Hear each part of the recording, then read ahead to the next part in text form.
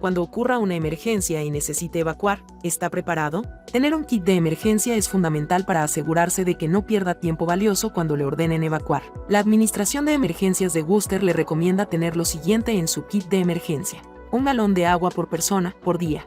Alimentos no perecederos para varios días. Una radio del tiempo de NOAA que funciona con baterías o de manivela.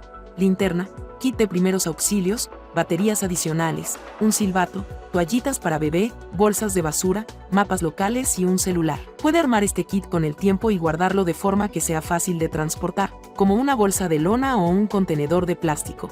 Y gracias por prepararse con nosotros. Solo hemos cubierto lo básico de los kits de emergencia. Se pueden obtener listas de verificación, recomendaciones adicionales y más información en Ready.gov. Con su ayuda podemos hacer que Worcester sea una comunidad más preparada y resiliente.